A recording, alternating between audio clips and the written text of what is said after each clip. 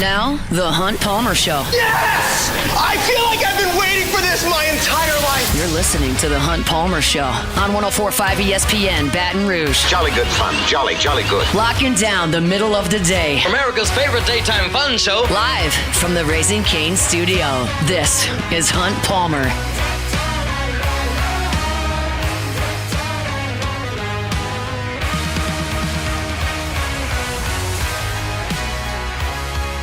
Welcome in. Hunt Palmer coming to you from the Raising Cane studio downtown in the capital city on this Monday. Hope your weekend was a good one and that work week's off to a good start. Glad you're hanging out with us. Lots to do over the next 2 hours. What positions are the best ones to be shopping for in this NFL offseason? We'll talk about it in 30 minutes. Olympics are in the books. We'll talk about that at the end of the hour. Jeff Palermo is going to be with us at 2 o'clock. He was on the call for the LSU Sports Radio Network all weekend long in Jacksonville. So Jeff will jump on at 2 o'clock to talk about his experience there. I took some notes on what went on in the SEC in baseball over the weekend. And LSU played some basketball games as well that we might get to in hour number 2. Let's log it in and start it up every day. It's the same way. It's our opening drive. Welcome to the big league. It's time for Hunt's Opening Drive. Presented by Fabry Chevrolet GMC in St. Francisville. 3-0 week for the Tigers. We last left you on Friday. LSU was in the middle of their game against Indiana, and that one got hairy. LSU was trailing in that game, and then they weren't because they scored 9 runs in the 8th inning. But they went into the 8th inning trailing 5-4. And then after that point, where it was 5-4 at the end of the 7th, LSU outscored its Jax Classic opponents 29-7 to sweep the weekend. I don't know how good Indiana is. I don't know how good Notre Dame is. I don't know how good Central Florida is. And I don't know how good LSU is. But I'll tell you this. I feel very good about where their offense is right now. We're going to talk pitching in 12, 15 minutes. And I think there were some really positive things this weekend in pitching. And I think there were some things that I look at and would like to see them as building blocks for the future. But the offense right now against sub-SEC competition is just clicking on every cylinder you can fire on. I am fully aware of the competition level in terms of it's falling short of the top of the SEC. You're not facing Arkansas. You're not facing Mississippi State. You're not facing Florida. You're not facing Vanderbilt. You're not facing Texas. I know that. I don't know what level you're facing, but you're not at that. But the best thing you can do in the pre-conference is just handle your business and not have lulls and not have a game where you just don't show up and just be consistently good. And LSU has been consistently good. Some of the numbers, and I wrote this in my Around the Horn piece on LouisianaSports.net, are pretty staggering for the weekend. LSU was only retired in order 3 times in 23 innings. There was a 4th where there was a double play, and they only had 3 guys go to the plate. But only 1, 2, 3, 3 up, 3 down, 3 times in 23 innings. They had 9 crooked numbers. They had 40 hits in 23 innings, scored 34 runs in 23 innings. And if you add up the base runners, 40 hits, 25 walks, and 5 hit by pitches, LSU produced 70 base runners in 23 innings. 70 in 23 innings. There's just not a weak spot in the order. They're executing properly. You saw a really nice sacrifice bunt yesterday from Mason Braun. You saw 5 guys yesterday come to third base with less than 2 outs. All 5 came home. When there's a mistake made, guys are making folks pay. Zach York, huge 3-run home run up to the right center field wall on Friday. Cade Arambidi hit 2 long home runs, 1 to straightaway center field, and then he got a mistake fastball yesterday, turned on it, crushed it through the wind out of the ballpark to left field. They're using the backside of the field. You saw Trent Caraway spray a double to the right side in the game on Saturday. You saw Cade Arambidi use the middle of the field for a home run on Saturday. Omar Cerna used the backside of the field for an RBI single on Saturday. They're not striking out a lot. They're drawing a ton of walks. They're hitting the ball hard. They're executing offensively. They're hitting for power. It's been a remarkably consistent offensive approach for LSU. This is a very key stat, especially when you get to the postseason, really. Getting that leadoff man on is such a big deal. You get the pitcher in a stretch. You open up your offensive options because you have outs to play with. They put the leadoff man on 15 times in 23 innings. 65% of the offensive innings, the pitcher is immediately behind the 8-ball. And that's not a skill you can be good at. You can't be good at getting the leadoff man on. You can just have a lineup that's deep enough that no matter where you start innings, you feel like you're in a good spot. And what LSU has in this lineup, even with Stanfield out, and he'll be back, you have so much depth on both sides of the plate that you're able to create favorable matchups against every starting pitcher. And then, if they go to the bullpen, you can put in another favorable matchup. If you really think that Mason Braun and Tanner Reeves crush right-handed pitching, you can start them against a right-handed starter. If you really think that against left-handers, you really want an at-bat for John Pearson, or it's more important to have Stanfield in there, you want Omar Cerna, you can do that. It's incredible the amount of depth that LSU has created here, and you know that Jay Johnson knows how to coach offense. I don't think this team is going to slug to the degree the team 3 years ago did. Is that 3 years ago now? Yep, 3 years ago, 2023. I don't think it's going to slug to that point. That team had White hit over 20, had Cruz hit over 20. You had huge power production from Beloso and Dugas on that team. I don't know that you're going to slug quite to that level. Jobert hit a ton of home runs.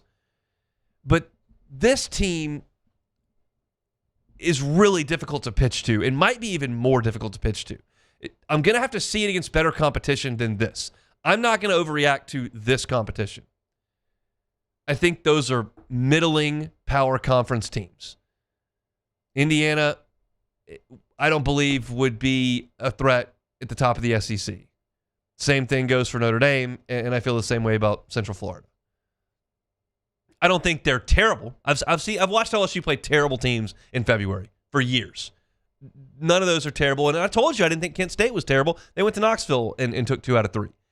And I think Milwaukee's pretty good too for their level. So I think LSU has played some functional teams, but this is not sustainable against the SEC. What I think is sustainable is just the consistency 1 through 9. I think you're going to have really good bats in that lineup 1 through 9 every day. And then you've got 10 and 11 on the bench every day too.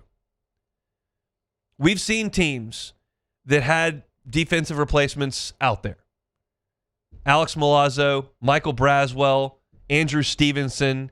Like, you've seen guys throughout the years who were in there to go catch the baseball. They're going to hit 211. They're going to hit 1 or 2 homers. Like, they're just out there to play defense. That doesn't exist on this team. Now, they've got some defensive shortcomings, I think, on this team.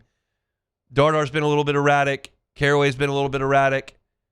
So they've got some infield defensive things that aren't ideal, but offensively, this looks real to me. It looks like a team that's going to be among the SEC's batting leaders. It's going to be among the SEC's on-base percentage leaders. It's going to be among the SEC's run production leaders. That's what this looks like to me. It doesn't look like Tennessee from 22, where every guy was a threat to hit 25 homers. Like, it doesn't look that scary from that powerful, that physical perspective. But in terms of trying to navigate and get 27 outs, it's intimidating. Because, like, if you look back at Friday, this is what LSU scored against Indiana. 1-0, 1-0, 2-0, 0-9. It's just the dam broke. And then you go back to Saturday against Notre Dame, and you look at how the Irish tried to navigate, and LSU went 0-2-3-2-0-2-0. 0-0. I mean, it's just constant crooked number. No matter where you are, it's a threat to come up. And then you go to Sunday when they take on, and I think Wicker is a talented pitcher that Central Florida put out there early in the game, and you know that Chandler Dorsey's a pretty talented guy, and I hope he's okay after coming out of that game. But 0-0, 3-0, 4, 0-4. Like, it just was relentless, and you never know when that dam's going to break, but it can do it at any point over the weekend. And I just thought that LSU showed itself to be just a brutal lineup to try to navigate through when you consider they were retired in order just 3 times in 23 innings. 9 crooked numbers, 34 runs in 23 innings. I think LSU is a force offensively right now. I reserve the right to suggest that I reached a little bit if they go out there against what looks like a good Vanderbilt staff and a good Oklahoma staff, and they don't look as good in the first 6 conference games. I'll go, okay, maybe these teams that I was looking at are worse than I thought. But I don't think LSU's played a bad team yet. I think they just haven't played what they will play in 2 weeks. And now you get to the point in the schedule that is the toughest for the fans. For me, as someone that covers the team, you got to wait this week, and then the next week, and then the next week. At the end of that week is SEC play. So from right now, it's 3 weeks until SEC play. 2 game weeks, but 3 weeks until they actually throw that first pitch in Nashville.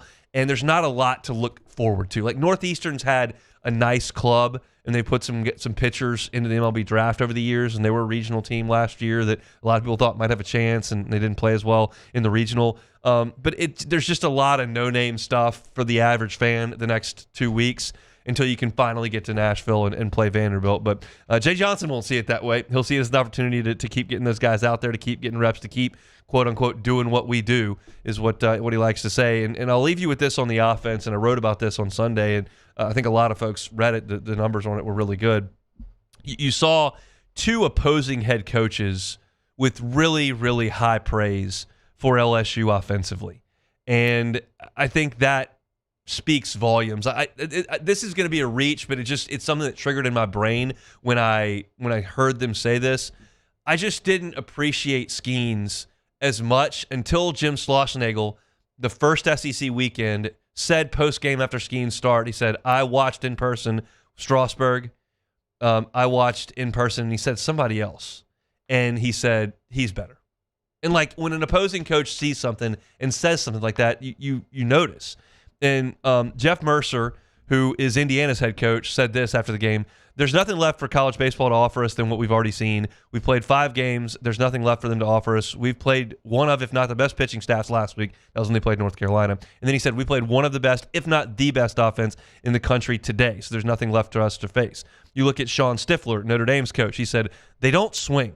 They understand the value of not swinging. They have a really, really great knack for understanding what pitches they want to handle and how to handle them and what to do. And they've got really mature hitters who can hit the ball deep in the strike zone. They were crushing us on backside base hits and backside doubles off Crowell. They did a great job with him. When you have the ability and have enough hand speed to see the ball deep like they do and really understand the zone, it's funny, right? By doing nothing, they create so much pressure. By just standing there and not swinging, they put so much pressure on you. That's the style they play. They buy into it, and they do a great job with it. That's 2 coaches that had just seen LSU. One called him the best in the country, and the other one just was marveling at the approach and the execution. And Jay Johnson's has built that in this team. And this is something I'm hopeful on. And I'm going to get to pitching in the next segment. I watched LSU's pitchers have some struggles against these guys, and I'm hopeful that that's just an indication of how good the lineup is, and that the pitchers are going to really turn a corner here. I think they've pitched well, but I want to talk about what we saw from the rotation, as well as a couple of bullpen things that really stood out to me, and we'll get to that when we come back. It's a Monday edition of the Hunt Palmer Show. The Hunt Palmer Show. One Bath and Closets. OneBathAndClosets.com is the website. David Duvall and his team, 30 years redesigning and remodeling bathrooms and closets. Safety can be a big deal in the bathroom, especially as folks age. So if there's someone in your life who's potentially getting up in age but wants to stay at home and you feel like there could be a hazardous situation, call David.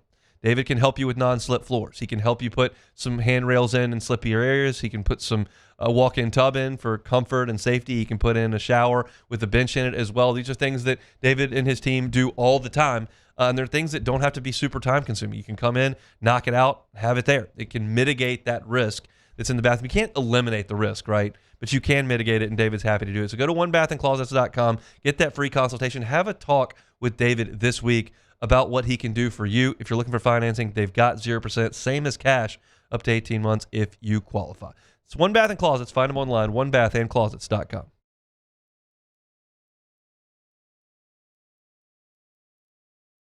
At Bayou Automotive, we believe in a sales process that puts you first. We want you to experience an easy purchase with clear pricing and great service. Let Bayou Ford and Bayou Chrysler Dodge Jeep Ram be your trusted partners in finding your perfect vehicle. The crew at Bayou Automotive is going to do right by you.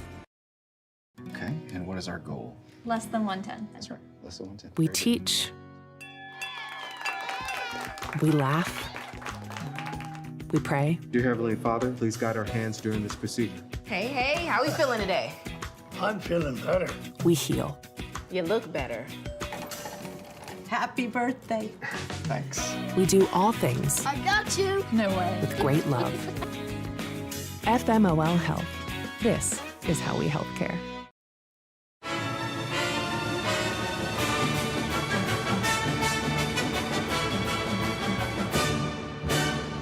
The Cane's Box Combo, a symphony of flavors. Raising Cane's Chicken Fingers, one love. When you can't rely on technology, you can rely on Mountain Cold Refreshment. Dave's back on. Coors Light, choose chill. Everything you need for a stunning garden is at the Plant Barn in Baton Rouge. From trees and shrubs to plants and pottery, the Plant Barn has it all at great prices. Visit us today on Valley Street, right off Perkins Road in South Downs. Looking for cleaner energy? Propane is energy for everyone. And when you're cooking with clean, affordable propane, you're cooking with gas. In the wintertime, nothing heats a home like Louisiana propane. And when you need hot water, propane's got you covered. Oh, and you won't regret that propane generator when the power goes out. I'm Miss Louisiana, Gabrielle McLeod, and to find more information and to find a propane dealer near you, visit louisianapropane.com.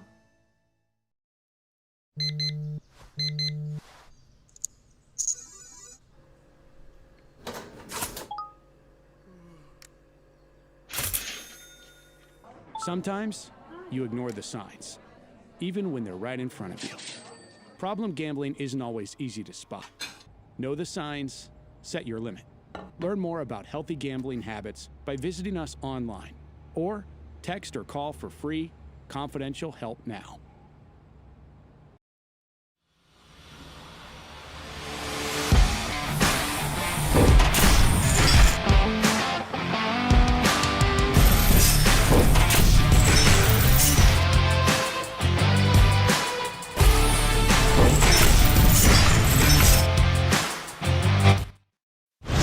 You're listening to The Hunt Palmer Show on 104.5 ESPN, Baton Rouge.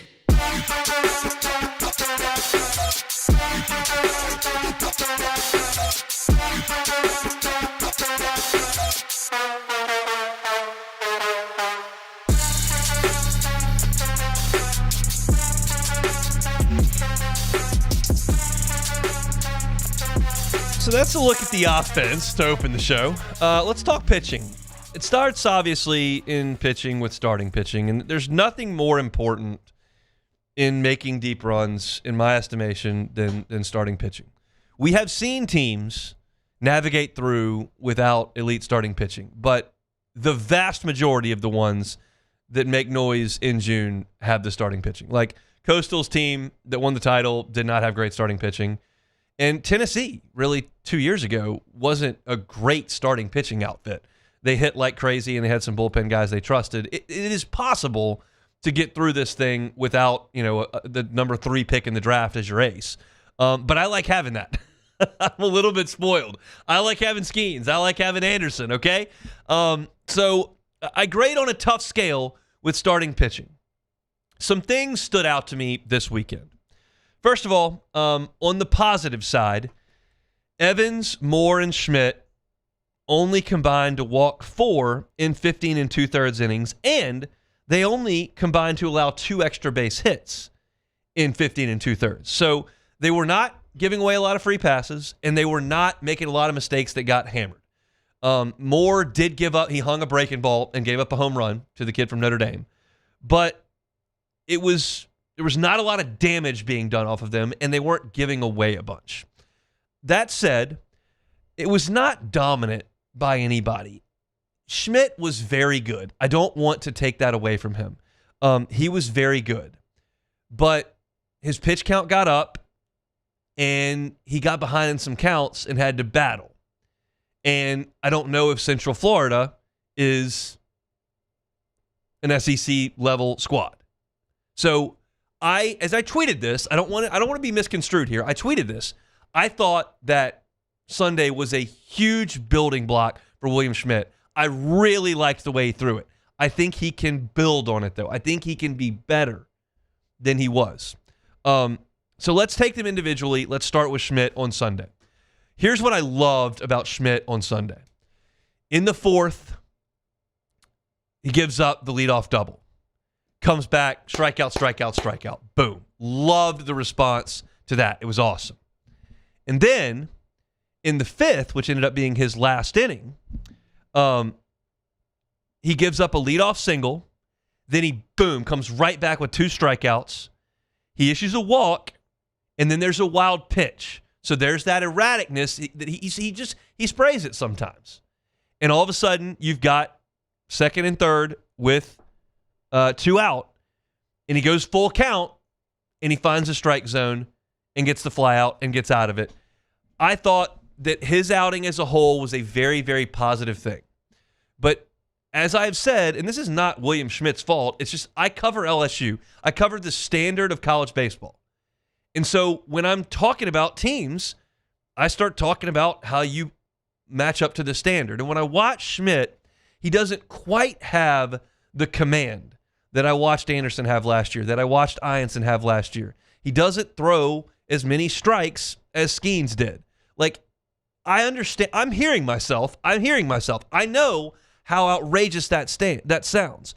And if William Schmidt was not a potential first-round pick out of high school that signed with LSU, and instead he was the Saturday starter for Cal, like, if he threw that outing, I'd be like, this is incredible. But I am holding it to ace-level standards, to Alex Lang, to Kevin Gosman, to Paul Skeens, to Aaron Nola, to Cade Anderson. Like, that's the level I'm grading on, and he's not quite there yet. The great news is that's in there. And at times you saw it. I loved how he landed his breaking ball for easy strikes. He talked about it in the postgame, said I knew that they weren't swinging at breaking balls early in counts, and I was able to flip them over the plate and just get cheap strikes. I loved that. I loved his response to some adversity in the 4th and 5th.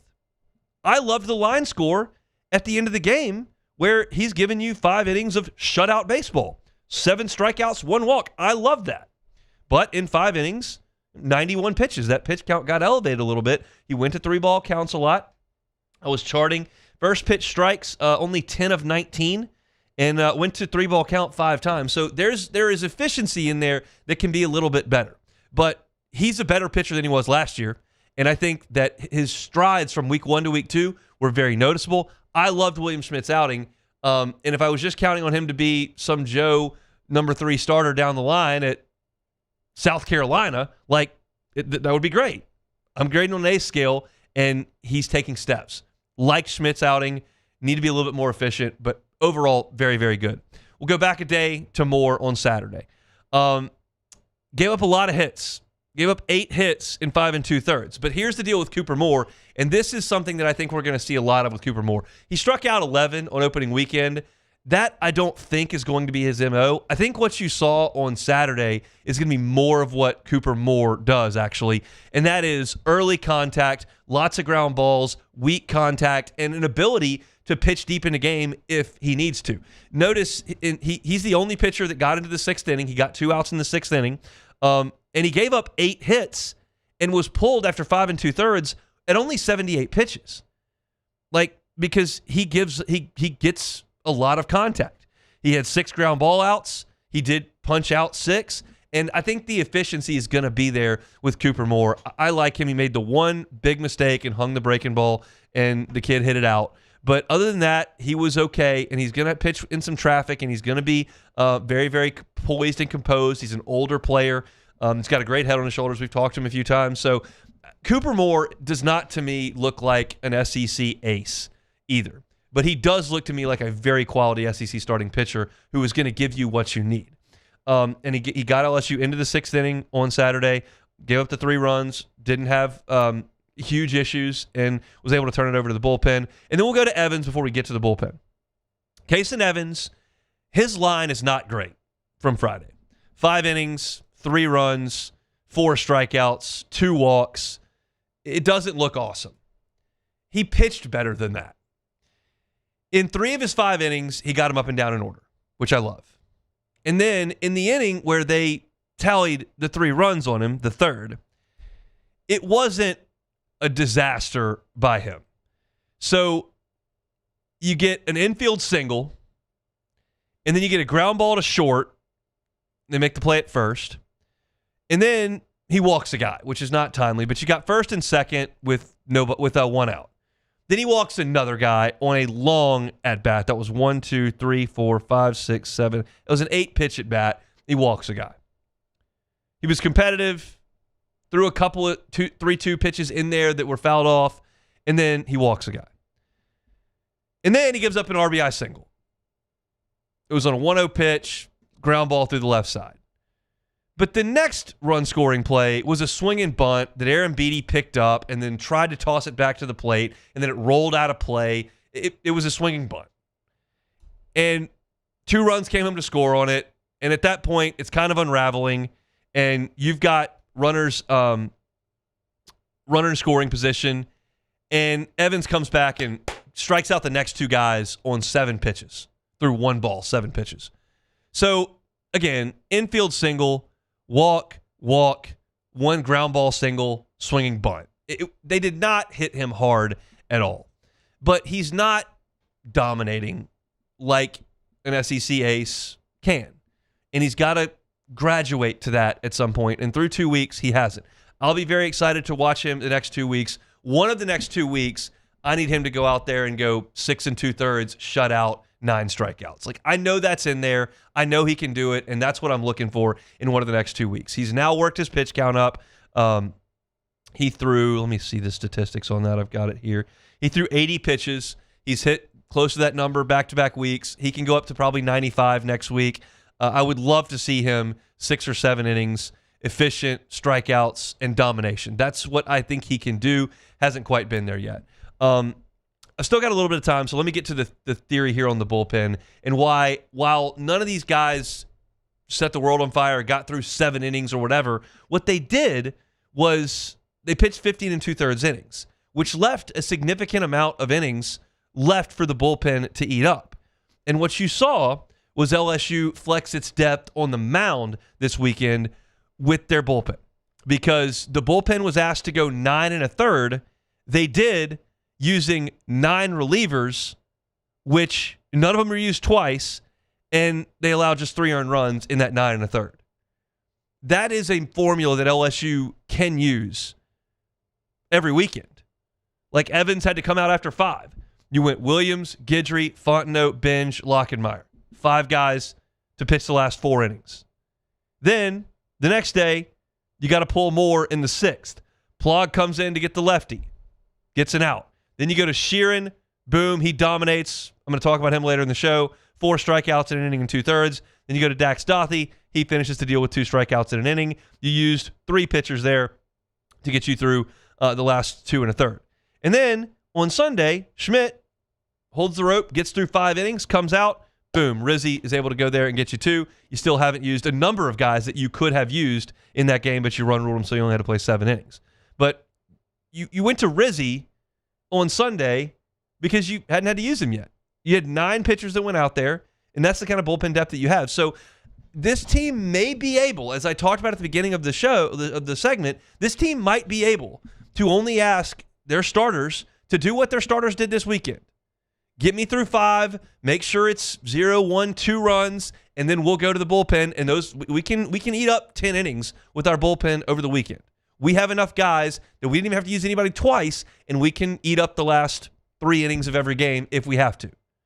Again, I would prefer it to have Kate Anderson throw a complete game shutout. I'd prefer it to have Paul Skeens go 8 innings, 13 strikeouts. Like, that's the way I prefer to see it. But maybe you can do it with this bullpen. Again, this goes back to competition level. I don't know exactly what this is. And we'll get a feeling pretty quick in SEC play. But it could be a different method for this team because of the depth that they've built, that you've got left-handed options, you've got right-handed options. You don't have to overwork your bullpen. Those guys can stay fresh, and when they're ready to come in, they can dominate. And they don't have to dominate for 3 and 4 innings. They don't have to Griffin Herring it. They can come in and dominate for 5 outs. In the lefty's case, 2 outs. And then go to the next guy. And maybe that's the best way to do it. We're still learning. They're still on pitch counts. It's early. But that's what I'm looking at here. And I think overall it was a very, very positive weekend for LSU baseball. They sweep through the Jacks Classic, moved to 8-0 for the first time in the Jay Johnson era. Now you've got a long week coming up. McNeese tomorrow. Then you've got Dartmouth and Northeastern over the weekend on a wraparound Friday through Monday. So it'll be five games between 5 games between tomorrow and Monday, and then we've got a midweek at ULL next Wednesday. So we're getting closer to SEC play, but still kind of a long way to go, as I mentioned, 3 weeks. But that's a look at the weekend. We got more LSU baseball we'll get to later on in the show. The Saints are in the market for an offensive guard, right? Well, ESPN did a piece ranking positions in terms of how easy or how difficult it is to acquire this offseason via the draft or free agency. We'll get into some of that when we come back. The Hunt Palmer Show. Gotros Outdoor Power. Gotros Outdoor Power. It's grass growing season. You know those clovers are popping up in your front yard, right? You can tell it's about time that grass is going to start growing. It's going to be time to cut it. Before you know it, it'll be weekly. Go get a zero turn from the folks at Gotros Outdoor Power.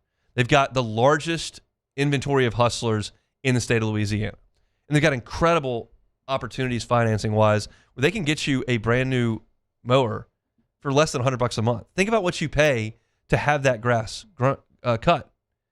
Just cut that out and get your own mower. Go see them. They're one of their 2 locations, Airline Highway, and then one down in Gonzales as well.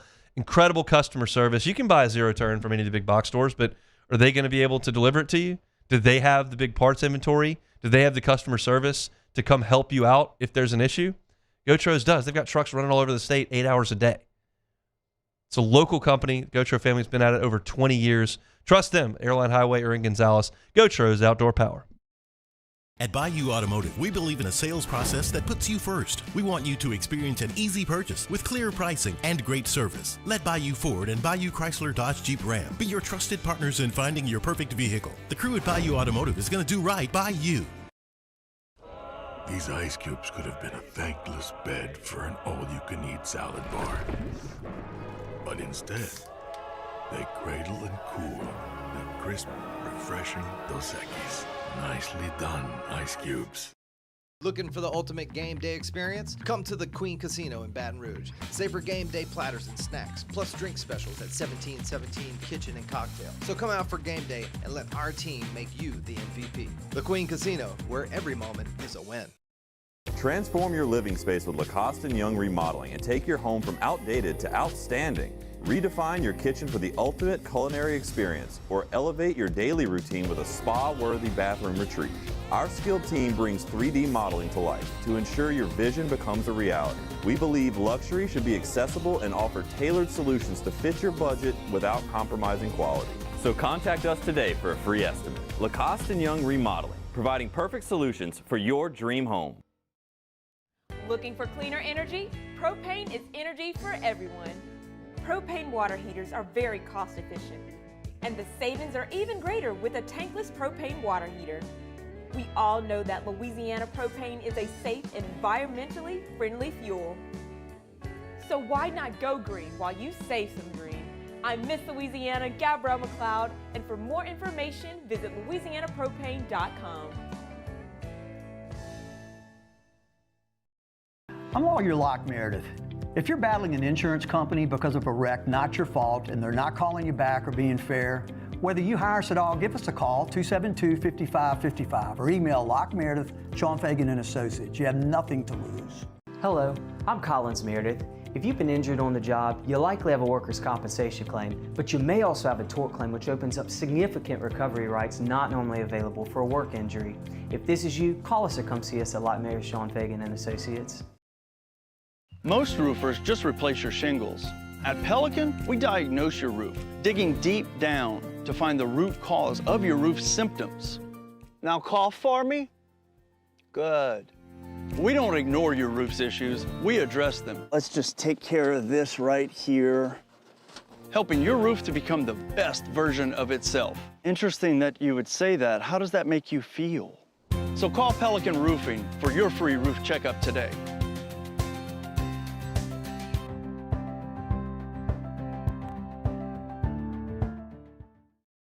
Flight by Yingling is raising the bar by crafting the next. This is the Hunt Palmer Show on 104.5 ESPN, Baton Rouge.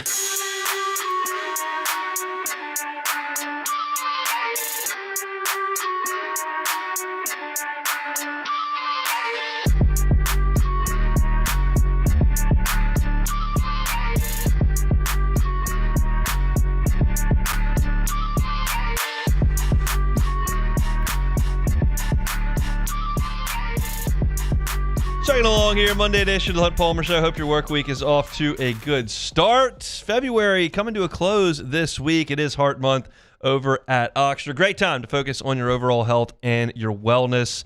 Heart disease is the number one cause of death for men and women, but it's so often preventable. You stay active with regular exercise, eat a balanced diet that's got fruits, vegetables, whole grains, manage your stress, get enough sleep, and avoid smoking, limit alcohol intake. Plus, chat with your primary care provider. They are your partner in prevention that can help monitor blood pressure, cholesterol, overall heart health that can lead to early detection of heart issues. So make your heart a health a priority this Heart Month. Schedule your primary care appointment at Ochsner.org/BRprimary. That's Ochsner.org/BRprimary from our friends over at Ochsner.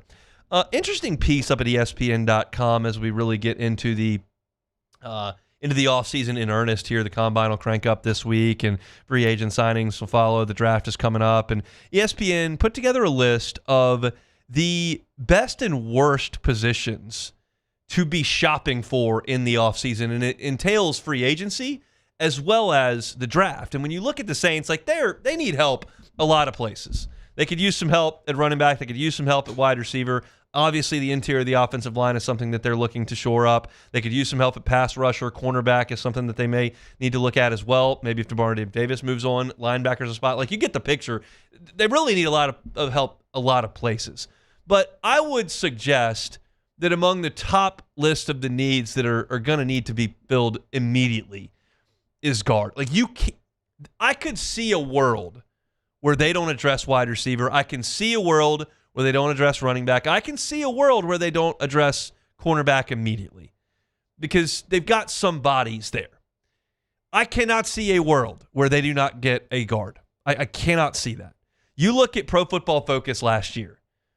Cesar Ruiz graded 55.1 overall on offense, run blocking 44.7, and then pass blocking 73.1. Decent in pass blocking, awful in the run game. And then you look at Radens, who was asked to fill in once Penning moved on, and he was kind of your plug-in at left guard.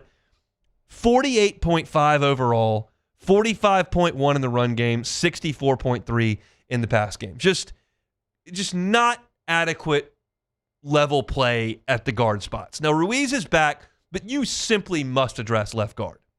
And it's not like somebody's coming back from injury, like some of the positions I just listed, like Kamara's coming back, Neal coming back, Kendre Miller coming back, Devon Vele coming back.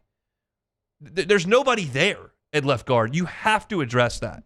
So when I saw this, in the title of the story is ranking the deepest and thinnest positions in NFL free agency in the draft, and he ranked them all the way through. It's okay. What about guard? Like, is this a good time to be in the guard market? Because the one thing you can't control as a team is what's available. You can control a lot of things, but what the market is, you can't. You're just beholden to it. And sometimes you get very fortunate, and sometimes you don't. So the number one position to go get that is the most robust market is edge rusher, which the Saints will probably be involved in some capacity. But guard is 2. It's actually lumped in to interior offensive line. And it says it's a good year to need a guard. And that's awesome because you're shopping in a market that has a lot of supply. Therefore, the demand financially may not be as astronomical because you won't get into a bidding war. There are more players available. And I started looking at some of the names that they were listing in the story. And they list Isaac Sumalo from the Steelers. I looked up his PFF. 73 overall on offense, 67 in the run block game, 76.4 in the pass block game. I mean, that's 18 points higher than Cesar Ruiz. It's 37 higher than Dylan Ravens. That's really excellent level play from the former Steeler. David Edwards is a name that gets brought up a lot. He was one of the better guards in the NFL for the Bills this past year. PFF graded him 70.3 on offense, 66.3 in the run block, 75 in pass block. Very, very good numbers for David Edwards. And then there's a local name to the Baton Rouge market with Ed Ingram, who was in Houston this past year. Ed Ingram, 73.8 overall, 79.9 in the run block game. That's elite play. And then the pass block wasn't as good, 52.4. But he was kind of the flip of Sumalo and Edwards. Those two guys better in the pass game than the run game. He was better in the run game than the pass game. But they're listing off like solid players that have put good tape out there that are not well past their prime that are available in this offseason. Joel Bitonio is 34 years old. His contract's up with the Browns. He's been a starter in the NFL for a very long time. Elijah Vera Tucker is a very interesting name. He's coming off a torn triceps, and so that's a tough deal in this deal, but maybe you get a good price for him if the medical checks out. I don't know what the situation is with him, and maybe that's not somewhere they want to go at all, but he's listed in this story. And then you can also look to the draft. Like Francis Mauigoa could be a guard. He's a top 5 pick, probably.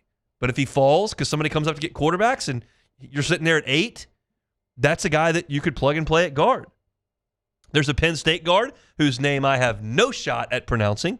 I'm going to give it a shot so you can get a chuckle out of it, but it's going to be wrong. Olaivavaga Ione? Probably wrong. Doesn't matter. Thought of as a very, very good player, a potential day 1 pick. There's an Oregon guard in Emmanuel Pregnon. Chase Basantis played a ton of football at Texas A&M. These could be guys that are available in round 2. So they even go as far as to list like Caden Proctor from Alabama if you want to kick him down to guard, just a mountain of a human. But the point of this is not for me to evaluate these players or for you to determine whether or not Pro Football Focus is an accurate reflection of the play. The point of it is there are a lot of names available. And they've given you a scenario at the top of free agency with names like Edmonds and Sumalo. They've given you the middle of free agency with maybe Vera Tucker or Ingram or Bitonio, or the top of the draft with Mauigoa, or maybe a round backward with a Basantis or Pregnon or the guy from Penn State. There are a lot of options to go get a starting guard that don't involve a massive bidding war with a tiny market. It's an advantageous position for New Orleans to be in because it's something that simply must be addressed. I don't even know if I have a strong preference on this. I think my preference would be to try to get one of the top 2 free agent guards. I don't know what they're going to command salary-wise. That's probably the preference, to just plug a veteran in there. But I'm not going to blame Mickey and Ireland and the front office if they think that they can get this done in the second round of the draft. I'm not going to go nuts on that. So I think that this is a really positive development for New Orleans. It's just a matter of how they want to attack it and make sure you get your guy. I would start at the top of free agency and then kind of build back from there. But it's very good to hear that that's the situation right now. But Interestingly, if you look at the Saints and what they need, the top 3 positions on this in terms of the market size, edge rusher 1, interior offensive line 2, cornerback 3. The Saints probably need to be involved on all 3 of those fronts at this point. Running backs 4th, they could get involved in that too. You get down to safety where they wouldn't be involved, I don't think, at 5th. Incidentally, the toughest position to go find in this offseason, as no surprise, is quarterback. Well, Saints don't have to do that, which is a very, very good thing. So good stuff. You can read that piece over at ESPN.com if you would like. Also find our Saints stuff, Hunt on Saints, wherever you find your podcasts. And Ross Jackson does a great job over at LouisianaSports.net as well. Take a time out. We'll come back. My reaction to yesterday's dramatics in the morning. We'll do it next. The Hunt Palmer Show. Swing Easy Golf Club in Baton Rouge. SwingEasyGCBR.com. Watched some great golf yesterday out at Riviera. I don't think you can play Riviera on the simulator at Swing Easy Golf Club, but you can play Pebble. You can play Cypress Point. You can play TPC Louisiana. It's a familiar place. Or you can just work on your game at the driving range. It's a great, great, great opportunity there with their swing technology there at Swing Easy Golf Club. And it's a great place to hang out. They've got a big full fridge up there full of seltzers and beers. They got wine on tap as well. You can hang out there with some friends, crank some tunes, hang out in the private bay. Or if you're just looking to work on your game at this time of year when it can be difficult to do so when it's getting dark, it's a little chilly outside. It's all your option right there on Seagan at Perkins at Swing Easy Golf Club. Book a tee time, swingeasygcbr.com, or just walk in, Seagan at Perkins, Swing Easy Golf Club in Baton Rouge. My father, J.B. Falgu, had a vision of growth for First American Bank and the communities we serve. The bank's foundation was built on his legacy of compassion, loyalty, and dedication. Through his years of leadership, First American has prospered to heights even J.B. could not have imagined.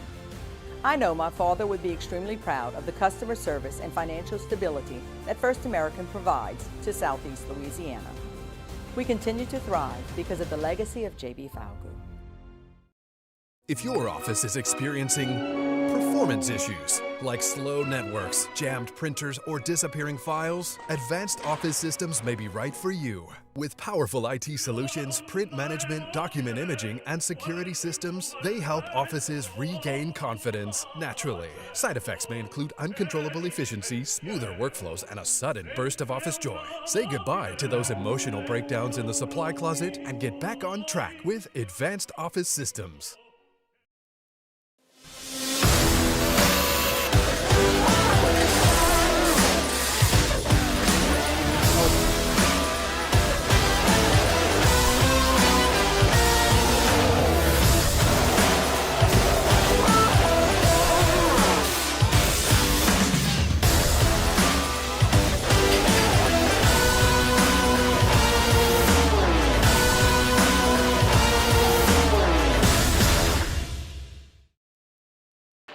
When it comes to industrial construction, River Parish Contractors can do it all. Mechanical, structural, custom fabrication, specialized welding, and turnaround services. Strategically located in between Baton Rouge and New Orleans, we have the local team with the experience and commitment to safety to manage the most complex industrial projects. Period. Here's the deal. Partnering with us means your project is delivered on time, on budget, and most important, safely. River Parish Contractors, let's get building. At Bayou Automotive, we believe in a sales process that puts you first. We want you to experience an easy purchase with clear pricing and great service. Let Bayou Ford and Bayou Chrysler Dodge Jeep Ram be your trusted partners in finding your perfect vehicle. The crew at Bayou Automotive is going to do right by you. Men, age is just a number. Don't let it dictate how you feel. Goodwood Men's Sexual Wellness has anti-aging services that can help you look and feel your best. Visit yourgoodwood.com and discover a renewed sense of vitality. Hi, I'm Mitchell Meredith with Locke Meredith, Sean Fagan & Associates. We take great pride in educating our clients about their rights. Whether you're injured at work or while you drive, call our office at 272-5555. Knowledge is power, and you should know your rights after an injury. Hi, I'm Sean Fagan of Locke Meredith, Sean Fagan & Associates. When insurance companies have been unfair, we've never been afraid to go to trial. Fighting hard to protect your rights. This is the Hunt Palmer Show on 104.5 ESPN, Baton Rouge.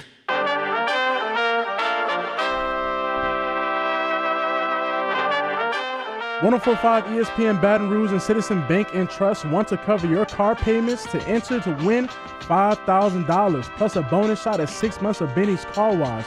Get extra entries by subscribing to our LouisianaSports.net daily newsletter. Enter now at 1045ESPNBatonRouge.com. I was going to give you great marks there, but then you said enter at 1045ESPNBatonRouge.com. LouisianaSports.net, isn't it? It's 1045ESPN.com. There's no Baton Rouge on the end of it. Oh, man. You know what, man? Look, I was going to give you great marks. But hey, you know what? We'll get that one an 8 out of 10. That's fine. 8. I'm good. We'll settle for 8. Settle. All right, let's finish the hour here. I did not watch any of the Winter Olympics at all for 2 weeks. And then Sunday morning came, and Myers is watching Paw Patrol, as always. Every second he's watching Paw Patrol. And I see on the Twitter that it's getting tight in the gold medal hockey game. I was like, I want to watch that. So for the first time in 2 weeks, not really by choice, or by like, it wasn't like out of spite. I just didn't do it. And then I was like, all right, I want to watch this hockey game. And I was into it. I was watching the third period. I watched the last 13 minutes of the third period. Obviously, you have the 2 penalties at the end, go to overtime, and Alyssa was locked in for overtime. Myers was locked in for overtime. And I did not know that they went to 3-on-3 in overtime, but I could tell right out of the chute, this is going to be really quick, because in the 5-on-5, Alyssa's looking at this. She doesn't know anything about hockey. I don't really know anything about hockey. But she's like, how does anyone ever score? The goalies are so big, and there's a lot of people. They're just crashing into each other. It's well, it's 1-to-1. They don't score a lot. And then I look up and it's 3-on-3, and they're just gliding through the ice. All right, well, somebody's going to put one on net. I'm just hoping it'd be the Stars and Stripes. And what a really cool confluence of moments that went on with that end of that game. One, everybody on my Twitter feed was locked in. Everybody was reacting. It was just a great moment of national pride. 2, the celebrations from those guys was just incredible. Jack Hughes with no teeth, because he got him knocked out by a stick. Oh, wow. Is bleeding. And he puts in the goal, and he's all smiles with messed up teeth. Was incredible. The celebration with their fallen teammate that had lost his life in that tragic drunk driver bicycle accident a couple years ago, to have his family involved was incredible. And I did not know this. I did not know that USA had not won the gold in hockey since Lake Placid. I had no idea. I actually watched the Lake Placid Netflix documentary last week. It was awesome. I didn't know that was the last time we won gold, and we hadn't. And it was just a big deal for these guys. For Jack Hughes to speak so highly, we just love America, love to represent America. It's just such a great patriotic moment. And I talked last week about the dichotomy of the business of sports and the fandom of sports, and how some players are just in for the money, which it's their job, it's their right to do that, and the fans are only in it for the wins and losses. This is the purest part of it, because they're not out there for the cash.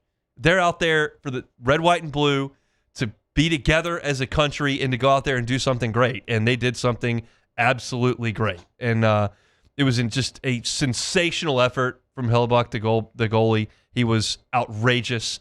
And just a clutch performance by those guys at the end. I said this to my wife after I was watching them celebrate. I was like, how many beers is that hockey team about to drink in Milan? A billion? Yeah. Awesome stuff. Cool moment. One that I'll file that one away in recent memory with Steph Curry in the gold medal game, just going nuts from 3 a couple years ago. And then you got this. Those are the 2 best recent Olympic moments for me. My favorite are from the 2008 games with Phelps, but of recent memory, the Steph game at the end with the gold, just making threes from everywhere, and this hockey team was incredible. Over Wemby, by the way. That last one was over 7-5 guy. But my biggest takeaway from all of this is that how short the period is. The NHL season kicks back off on Wednesday. I had to look it up real quick. Yeah. Them boys just played a whole tournament, and they got to go right back to their jobs and their careers. Oh, my goodness. No time to just sit back and soak it in. No time to just kick your feet up. It's all right, let's go right back to the season, and we got to get back on the ice. You'll appreciate this. I saw a video on Twitter. You may have seen it. It's here's the difference between the NHL and the NBA. Okay. And it had Jack just getting his face hit with a stick, teeth knocked out. So you see his teeth like flying out? They're mangled. Oh yeah, my like goodness. the front. And then he comes out, scores a game-winning goal, and then there's the next thing, he juxtaposes it with this guy driving baseline on Anthony Davis, and it looks like he like kind of hits his wrist, and he just kind of like holds his wrist to the side. It's like that's the difference in the NBA and the NHL. These guys are getting their face bashed in with wooden sticks, and they're out there just grinding. And I think my wrist is probably not right. I'm gonna sit on this one. Yeah, I've seen AD. I've literally seen AD get hit in his eye. Not even get hit in his eye. Like his own hand hit him in the face, and he was out the rest of the game. It's just, I don't know, man. The NBA they got their own problems. We got a Darren Peterson problem too. Hockey is that overtime hockey stuff is gripping because unlike soccer, where shots on goal don't happen as frequently, soccer they're passing the ball a lot in the midfield, and like there's just a lot of hockey. Like they get the puck, they're going towards the net, and like and so there's usually going to be some sort of an effort. Sometimes it's better than others. Some sort of an effort to get the ball on the net, and it just happens a lot. And when it happens for good, that's the end of the deal. So, Team USA, gold in women's and men's hockey. Shout out to the Canadian Prime Minister who got owned on Twitter by our White House feed. That was cool. Pause for Sports Center. Come back with Jeff Palermo, who was in Jacksonville all weekend. It's a Hunt Palmer Show on a Monday. The Hunt Palmer Show. Lifetime Roofing. LifetimeRoofingLA.com is that website. They're actively hiring. If you're looking for a job, looking for a career, Lifetime Roofing is one of the only legitimate W-2 roofing companies in the entire state of Louisiana. That means they've got benefits for you. They've got 401k for you. Got an incredible new facility right off College Drive. It's gorgeous. Their team is growing. It's fantastic to work for. If you're looking for a gig, check out Lifetime Roofing. Obviously, if you've got an issue with your roof or think you may have an issue with your roof, get Lifetime Roofing out there for an inspection. Maybe you need a new roof, and they can obviously help you with that. Maybe you just need a repair. They can help you with that. Or maybe you just need a tune-up to fortify things. They can do that as well. Check them out at LifetimeRoofingLA.com. Remember, as of 1/1, they've got a lifetime workmanship warranty that's backed by Certainteed. It's one of the most oldest and trusted names in building materials. Financing options available. It's Lifetime Roofing. LifetimeRoofingLA.com. At Bayou Automotive, we believe in a sales process that puts you first. We want you to experience an easy purchase with clear pricing and great service. Let Bayou Ford and Bayou Chrysler Dodge Jeep Ram be your trusted partners in finding your perfect vehicle. The crew at Bayou Automotive is going to do right by you.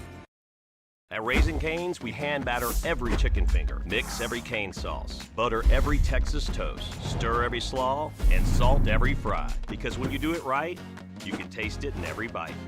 Raising Cane's chicken fingers. One love. I'm Lawyer Locke Meredith. If you're battling an insurance company because of a wreck not your fault and they're not calling you back or being fair, whether you hire us at all, give us a call, 272-5555, or email Locke Meredith, Sean Fagan and Associates. You have nothing to lose. Hello, I'm Collins Meredith. If you've been injured on the job, you likely have a workers' compensation claim, but you may also have a tort claim which opens up significant recovery rights not normally available for a work injury. If this is you, call us or come see us at Locke Meredith, Sean Fagan and Associates. Hi, this is Beth Serena. Welcome to my pool.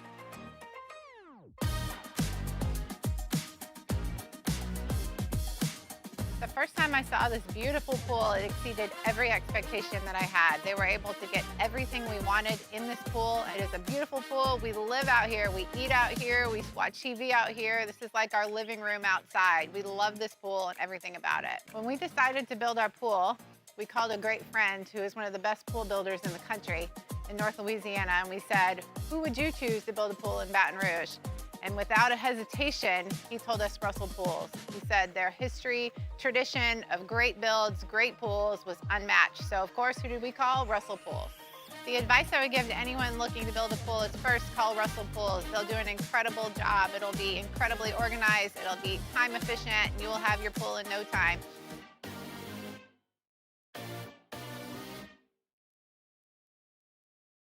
At Auctioner, we know healing is a team sport. That's why we've partnered with world-renowned orthopedic surgeon Dr. James Andrews to create the Auctioner Andrews Orthopedics and Sports Medicine Institute. Whether you're a professional athlete or a weekend warrior, our team of specialists are dedicated to getting you back in the game. So whatever your reasons are for reaching your personal best, we've only got one: you. Auctioner Andrews Institute. Long live you.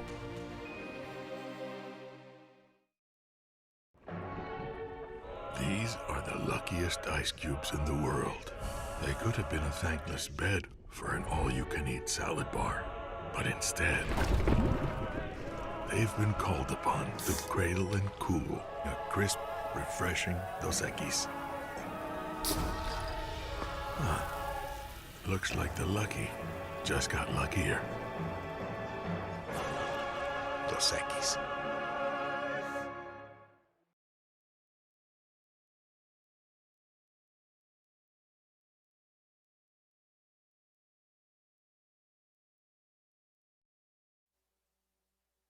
This is SportsCenter. I'm Christine Lisi. The plan for the Cowboys when it comes to the franchise tag is to use it on receiver George Pickens. According to the team's executive vice president, Stephen Jones, Pickens coming off a career year. The franchise tag figure for a receiver, $28 million. From ESPN's Jeremy Fowler, the Falcons plan to franchise tag tight end Kyle Pitts, who had a bounce-back season in 2025. Alabama quarterback Ty Simpson, viewed as the number 2 QB in this year's draft class, plans to throw this week at the NFL Combine. The presumed top overall pick, Fernando Mendoza, will not throw. ESPN NFL analyst Jason McCourty. When you look at draft prospects, when it comes to the Combine, when you don't have to go out and do something, there's nothing wrong with pulling back. For Mendoza, I think it could only hurt him at this point of throwing at the Combine. He seems to be the consensus first overall pick, and I think even beyond that, there's nobody in contention of really being a top 5 pick at this point at the quarterback position. Kevin Durant, 4-time gold medalist, told ESPN he plans to play in the 2028 Olympics in Los Angeles. Hey, it's your resident Super Bowl champ, Chris Candy. Coming up Tuesday, the NFL Combine is here, and I'll tell you which players I'm paying the most attention to this week. It's Unsportsmanlike, 6 a.m. Eastern, right here on ESPN Radio, ESPN2, and ESPNU. Now, the Hunt Palmer Show. Yes! I feel like I've been waiting for this my entire life. You're listening to the Hunt Palmer Show on 104.5 ESPN Baton Rouge. Jolly good fun. Jolly good. Locking down the middle of the day. America's favorite daytime fun show. Live from the Raising Cane studio. This is Hunt Palmer.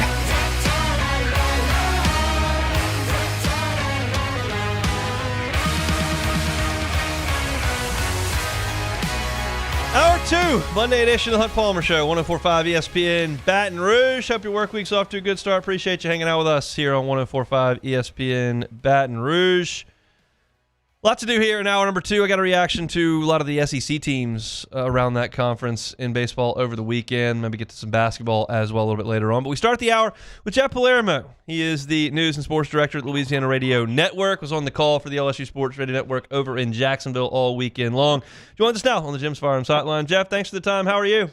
I am doing well, Hunt. How about yourself? Doing quite well. Set the scene for me over there in Jacksonville on TV. Looks like a really nice ballpark and some nice LSU crowds. What was the vibe like over there?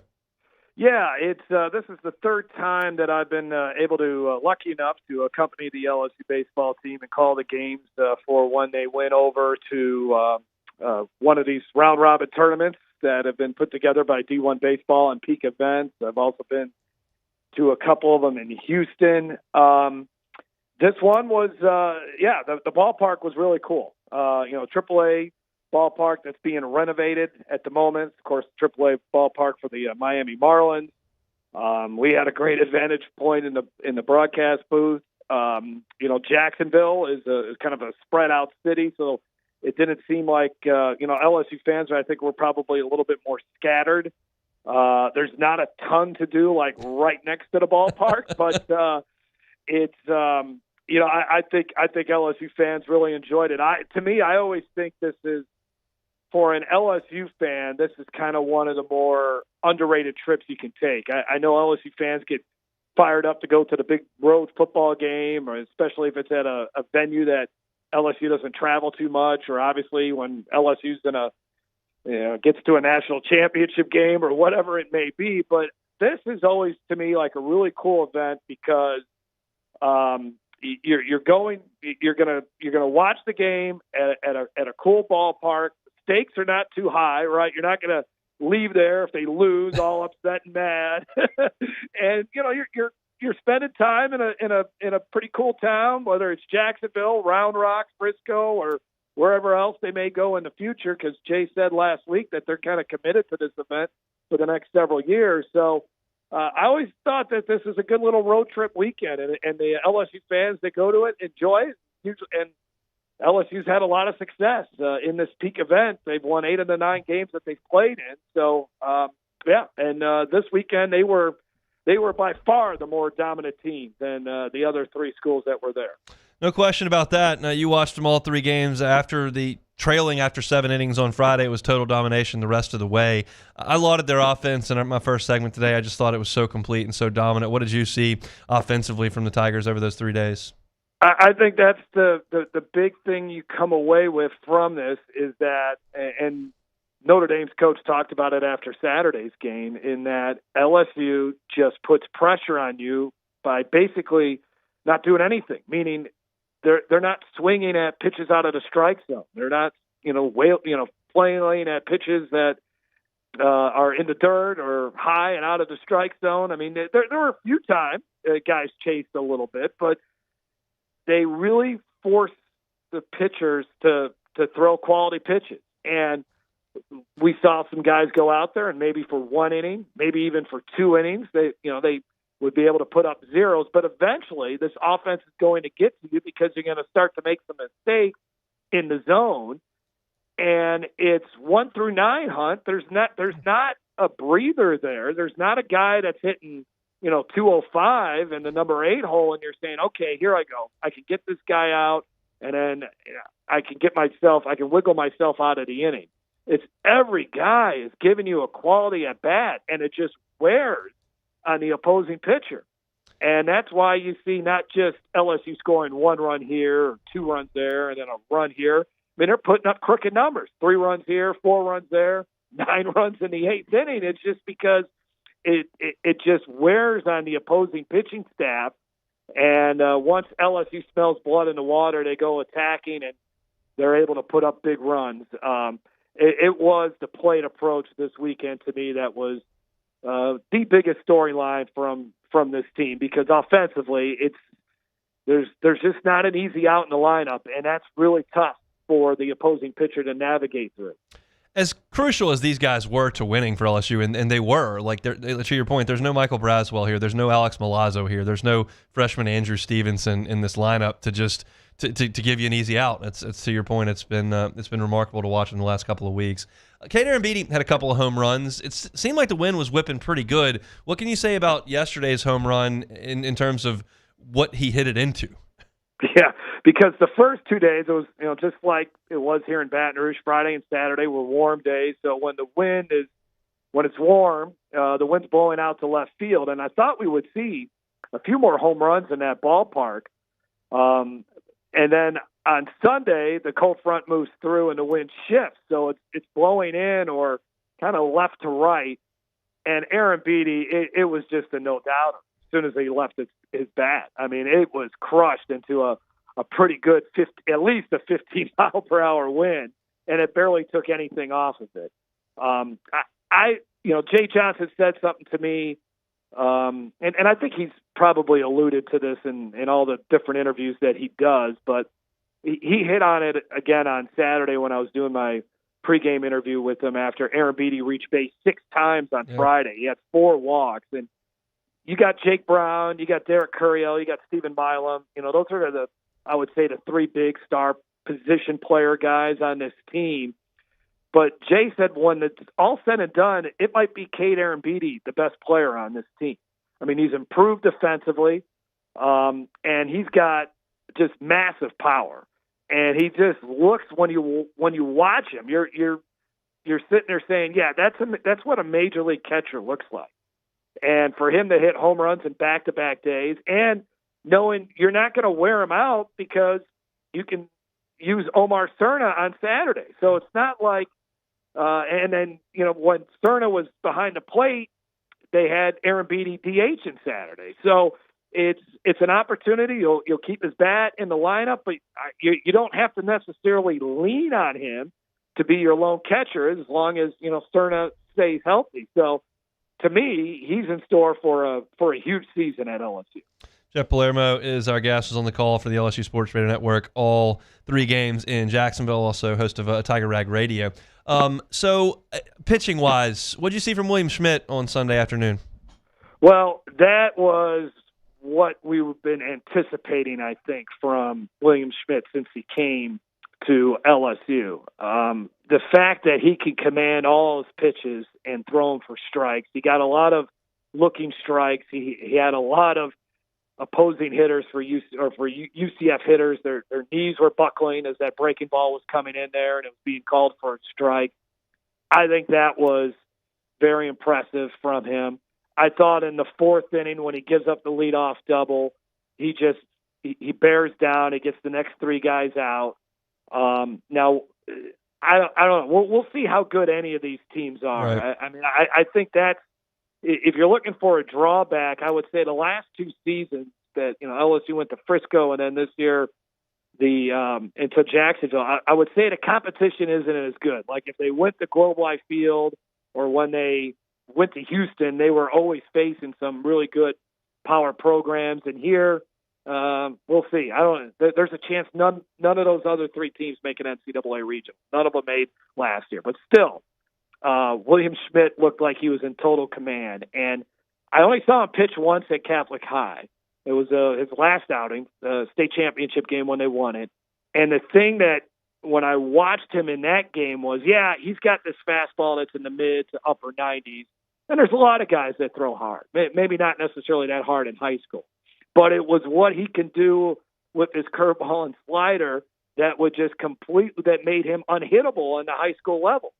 And that's what I saw in this game. The fact that he was able, with that curveball and slider, to get swings and misses, to throw it in there for a strike, to throw it on whatever the count was, to me that was the most impressive. And hopefully that carries forward. And the other impressive arm that looked really good on TV was Sheeran, what that looked like in person once he found his command after the 2 walks. Man, it looked. You're like in the 7th inning there. You're thinking, man, Notre Dame might be able to make a game out of this. He walks 2 guys, and I think at that point then the bases were loaded. If I remember, well, they had to be loaded at that point because he came in with a man on, and then he buckled down and he got those next 2 guys out, and then he strikes out the side in the 8th, and that was just absolutely electric. I mean, and Jay Johnson said it very well. After Saturday's game against Notre Dame, and Ethan Plog pitched very well right in front of Sheeran. And he said if Plog and Sheeran pitch like that, then that just raises the ceiling of this team because there's already a lot of guys you can count on out of that bullpen. I mean, Maverick Rizzi is one, Gavin Guidry. There's going to be other guys that kind of develop. And so now you add these 2 guys, that would be impressive. And remember, they're a little bit inexperienced, and that is the good thing about this is, especially the Friday game, and I think some of these other games that we've seen where LSU's faced a little bit of adversity. You just want them to, you want to see them get challenged here a little bit, even though the competition isn't too stiff, but at least they'll get challenged and see how they react and to see how they exploded offensively Friday against Indiana, and then to see Plug and Sheeran perform the way that they did when Notre Dame was about ready to get back into the game and was really putting pressure on LSU. I think that's really good to see, and I would imagine those guys are much more confident pitchers today than they were on Thursday or Friday. Great job over the weekend in Jacksonville, Jeff. We appreciate a little bit of time on this Monday. All right, Hunt. Thanks. Appreciate it, man. He is Jeff Palermo. He's there with the Louisiana Radio Network, also host of Tiger Rag Radio, was on the call for the LSU Sports Radio Network over the weekend in Jacksonville. He mentioned LSU is up with peak events for the next few years. Keep an eye out west next year. LSU could be headed to Las Vegas. That's the one they have not been to yet. I'm just connecting dots there. Wink, wink. I think there's a chance LSU could be out in Vegas next year. I want to talk a little bit more about LSU's bullpen, and I'll do that in 15 minutes. When we come back, some of the things that I picked up over the weekend in college baseball that maybe you missed if you were just locked into LSU or watching the Olympics and didn't pay attention at all to baseball. I'll talk about it when we come back. The Hunt Palmer Show. Fabry Chevrolet GMC. Fabry Chevrolet GMC online at fabrychevrolet.com, but in St. Francisville on Highway 61, now under new ownership, in there since October the 1st. Fabry family Been here a lot longer than October the 1st. Been here for 35 years in business, 3 locations, 5 brands. You know the Fabry family. Incredible customer service, great service after the sale, just a wonderful buying experience. And they're happy to have you in St. Francisville on Highway 61. February is almost over, and I've been telling you about trucks all month long. So let me tell you a couple more times, because February is not quite over yet, and you can still get to them in St. Francisville today. Chevy Silverados, up to $11,000 off MSRP or 1.9 APR financing. Pretty good deal. GMC Sierras, up to $13,000 off MSRP, 0.0 APR financing. Incredible deals on incredible trucks at Fabry Chevrolet GMC. Highway 61 in St. Francisville, or check out that entire inventory online at fabrychevrolet.com. It's 2026 and you're thinking about your future. College, workforce, tech school? This could help clear it up for you. According to a 2025 Georgetown University study, ITI Technical College ranked as the #1 college in all of Louisiana for return on investment. So the better return on your dollar for your education begins here. Call us or visit us online to start your new career or to get the life that you've always wanted for your family. ITI Technical College. We're in the better life business. When it comes to industrial construction, River Parish Contractors can do it all. Mechanical, structural, custom fabrication, specialized welding, and turnaround services. Strategically located in between Baton Rouge and New Orleans, we have the local team with the experience and commitment to safety to manage the most complex industrial projects. Period. Here's the deal. Partnering with us means your project is delivered on time, on budget, and most important, safely. River Parish Contractors, let's get building. Want to play baseball or softball like the pros? Then join me this Thursday at Marucci's Hitter's House on Segan. We'll be broadcasting AFR live, so come take some hacks in the cages and meet our friends over at Marucci, the official bat of Major League Baseball at Marucci's Hitter's House. ED, low T, or simply seeking to optimize your health and performance? Goodwood Men's Sexual Wellness offers a range of discreet services to address your specific needs. We empower men to reclaim their health and confidence. Visit yourgoodwood.com. We typically think of stress as being bad for us. At Our Lady of the Lake and LSU, we are researching how certain types of stress, such as exercise, can be good for our immune health. By studying people under extreme stress, such as athletes, astronauts, service members, and first responders, we're learning how to improve the immune health of everyone. That's the power of research. That's the impact of champions. Together, we roar. Lock Meredith, Sean Fagan and Associates has won for our clients over $175 million over the decades, but our greatest success is our clients who have chosen and trusted us to help them. Whether you hire us at all, give us a call. You've got nothing to lose. Hi, I'm Sean Fagan. If you get injured, you could be staring at medical bills, repair costs, and lost income. Life can be turned upside down. At Lock Meredith, Sean Fagan and Associates, we'll work to turn your world right side up. Hire us, and like thousands of our clients, you'll be glad you did. Investing in a new roof doesn't have to be overwhelming. At Pelican Roofing, we offer 0 interest for 21 months because everyone deserves a safe, secure home. Trusted, local, affordable. Pelican Roofing, making quality roofing affordable for South Louisiana families.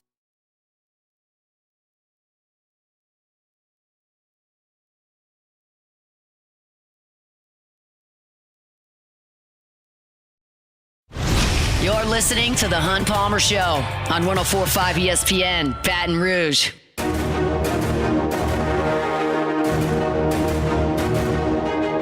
March Madness is heading to Las Vegas, and LouisianaSports.net is sending one of you plus a friend with it.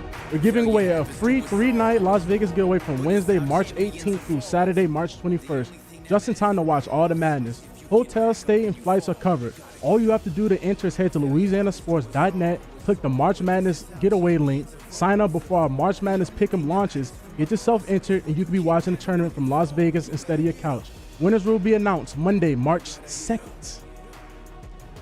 Nicely done. Thank you. Great read. Amazing read. Thank you. Progress. I'll try one. Okay. First American Bank and Trust. First American Bank and Trust. They started up in 1910. 116 years later, they are still rocking and rolling in Southeast Louisiana. They've expanded to 25 locations throughout the state, so there's always one near you. Whether you're in St. Tammany, Tangipahoa up on I-12, or down in the River Parish of St. James, St. John's, Lafourche, Terrebonne, or right around Baton Rouge, Dutchtown, Jones Creek, there is a First American Bank and Trust here. For your commercial loans, your residential loans, First American Bank and Trust needs to be the first call that you make. It's a community bank. People that are born here, raised here, from here, and every decision that's made at First American Bank and Trust is made right here in Southeast Louisiana. No call center in Seattle, nobody in Atlanta. It's people in your community. So do business with a local bank that's got 25 locations and the resources necessary to help you out. It's First American Bank and Trust. Just a quick whip around the Southeastern Conference, not even hitting on nearly all the teams because a lot of teams are just outclassing teams this time of year in baseball. But the big news of the weekend probably is that Tennessee lost 2 out of 3 to Kent State. That resonates 2 different ways here in Baton Rouge. One, Kent State just left here on Monday. They played 3 against Southeastern, swept them, played awesome.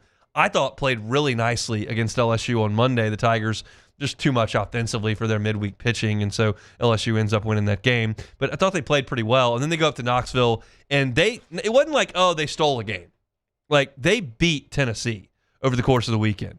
Friday's game was a 4-3 game. Really tight contest on Friday. Tennessee needed a walk-off home run in the 9th inning to win it. Then you've got a Saturday game where Kent State beats them 2-1. And then you've got a Sunday game where Kent State beats them 9-5. So Kent State just straight went up there and beat them. And I think Kent State's going to be a solid team. Hard for me to say right now that Kent State is definitely an NCAA tournament team because the MAC doesn't necessarily get a lot of bids to the NCAA tournament. So they probably have to win their conference tournament. But they're good. I mean, they're a solid veteran baseball team. And they showed that now over the course of 2 weeks. That's a lot of evidence to suggest that they know what they're doing. So I think that was a nice job for Kent State if you're looking at LSU's perspective in getting that win last Monday. Then there's the Tennessee perspective, right? And LSU fans have kind of looked at Tennessee as a bit of a rival in baseball the last few years. They've won the last 3 national titles. And Altonio Vitello leaves, and it's like, okay, what's left? This is not a point and laugh, ha-ha, why'd you hire Josh Elander? This thing's a disaster. It's way premature for that. But y'all know my stance on this. Like, just hiring the guy next to the guy oftentimes doesn't mean you've hired the guy. Like, it looks like John Shire's doing really great things at Duke. But, like, Hubert Davis was uninspiring to me at North Carolina. Michael Early looks completely over his skis at Texas A&M. You'll understand, like, how this thing goes. And so, it's early. But I just expect a pretty precipitous fall off of that program over time. They're still very talented this year. Very talented. They've got a transfer from Rice that's going to be a monster this year. Tegan Coons is a talented pitcher at the front of their rotation. Like, they've got some dudes, and they're going to be okay. Losing 2 out of 3 to Kent State, no big deal. But expecting Tennessee to make nearly annual trips to Omaha and hoisting another national championship, like, that would surprise me if Josh Elander was able to sustain that. And what they have to be careful of at Tennessee is that some sort of Michael Early situation doesn't happen for them this year, because if that happens, like, I know they just built that stadium, and I might be overstepping my boundaries here, but, like, I could see a situation where Tennessee fans, like, check out on baseball. It's like, oh, well, that was fun, kind of a Vitello thing. We got football, we got basketball, we're in on that. Because, like, you realize you got to divvy up the cash here. And I could see Tennessee, even though they just built that stadium, thinking, oh, well, that was fun while we had it, but what are we doing here? We'll see. But that's kind of where I am on that. Speaking of Michael Early and A&M, I might as well go to that next. They played Penn this weekend. You might have missed this. They beat them 1-0 on Friday. Scored 1 run. They beat them 2-1 in 11 on Saturday. So through 20 innings, they scored 3 runs on Penn. Now, they'd only given up 1, so they were 2-0. And they beat them 7-1 on Sunday. So nice job on the mound by the Aggies. But offensively, against an Ivy League squad that was making its season debut, the Ivy League doesn't play on opening weekend, so this was their first games of the year. Not great offensively. Now, caveat there, they were missing 2 guys. They were missing Caden Sorrell, who's a star, and they were missing Gavin Grahovic, who was missed time due to injury. So, sorry, not Grahovic. It was Hakopian, their shortstop they didn't have. So they were missing 2 of their bats, but still, you miss 2 guys, you got to score more than that against Penn. Not great offensively for the Aggies over the weekend. Big weekend for the Auburn Tigers this weekend. without Chris Rimbert, their second baseman, one of the best second basemen, maybe the best second baseman in the country. They beat Kansas State 5-1, beat Florida State 8-5, beat Louisville 10-6. So won all of those games by at least 3 runs. Looked good doing it. I think the top of that Auburn staff looks pretty good to me. Not huge on velocity, but their lefty on Friday nights has a really good breaking ball and knows how to pitch. And he stymied Kansas State over the weekend. They held them to 1 run on Friday. So I think Auburn, Butch Thompson got a pretty good team this year. I like their young bats that need to get healthy, get Rimbert back. But and then the pitching they brought in, it's just an upgrade. Last year I was just skeptical of Auburn because I just didn't think a team that had Sam Dutton trotting out there on Fridays was going to go to Omaha. Like, that just seemed far-fetched to me. Now, they got a terrible draw because they got Coastal sent to their regional or super, and Coastal in a super is a nightmare because you saw those 2 pitchers. Like, we saw them in Omaha. They did a number on LSU. LSU couldn't solve Fluky at all, and then they got the guy out in game 2, the big conference pitcher of the year. They got him out early, but that's a tough super draw for Auburn, and they couldn't handle it. But this looks to be, to me, a little bit better to me. And so that was a big weekend for Auburn. Good stuff for them over the weekend. And then I'm keeping an eye out on this because this is LSU's Week 2 SEC opponent. And Oklahoma has played thus far Texas Tech, Oklahoma State, TCU, New Mexico State, and Coppin State. And they've outscored their opponents in 8 games 99-13. Now, Coppin State is awful. I can tell that. I didn't see one pitch of the games over the weekend, but Oklahoma won those games so lopsidedly that I know there's no chance Coppin State is any good. I'll read you the scores. I didn't pull them up, so I'll do it now. But I can tell just by looking at the numbers on the screen that Coppin State stinks. Friday, 22-1. Saturday, 24-0. Sunday, 11-0. 7 innings all 3 times. But still, the lopsidedness that Oklahoma is playing with, that even applied to last weekend, is pretty wild. And just for those that are curious, Cam Johnson, former Tiger, 3 walks in 11 innings thus far. That's a guy who walked 3 before he broke a sweat in Baton Rouge. So he's doing a nice job for him.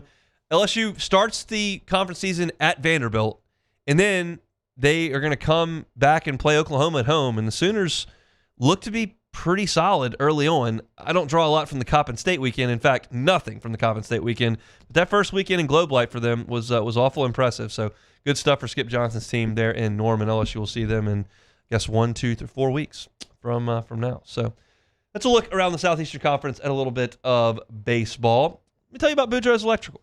Boudreaux's Electrical, if you're looking to get into a Generac home standby generator for your home, Boudreaux's Electrical is your best option.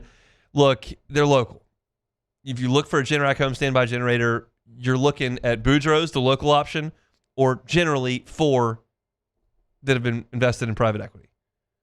Do business with the Boudreaux family that have been doing this for 40 years. They're going to be able to service your generator if there are issues that arise. They've got the ability to monitor them 24 hours a day, 7 days a week. It's just a peace of mind that you get from having that local company that can be at the ready to help you out, to make sure that your generator is at the ready when you need it. Storm season, afternoon thunderstorms in the summer, winter events. Make sure your power doesn't go out. That's a drag when it happens. Make sure it doesn't. So go to BoudreauxElectrical.com. You can get started. And if you've already bought a Generac home standby generator, but you don't have the customer service you're looking for, get the Boudreaux's Boost. Contact them. Let them come and handle your maintenance, handle your service to make sure that generator is running all year long. Check them out online, BoudreauxElectrical.com. We'll come back. The Hunt Palmer Show. Hi, this is Beth Serena. Welcome to my pool.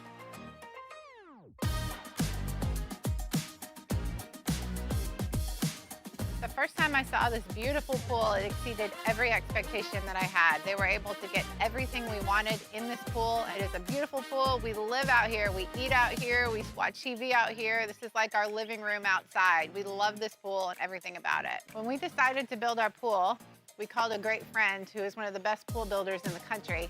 in North Louisiana, and we said, who would you choose to build a pool in Baton Rouge? And without a hesitation, he told us Russell Pools. He said their history, tradition of great builds, great pools was unmatched. So of course, who did we call? Russell Pools. The advice I would give to anyone looking to build a pool is first call Russell Pools. They'll do an incredible job. It'll be incredibly organized. It'll be time efficient, and you will have your pool in no time.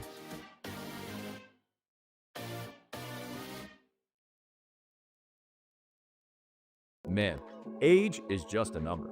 Don't let it dictate how you feel. Goodwood Men's Sexual Wellness has anti-aging services that can help you look and feel your best. Visit yourgoodwood.com and discover a renewed sense of vitality.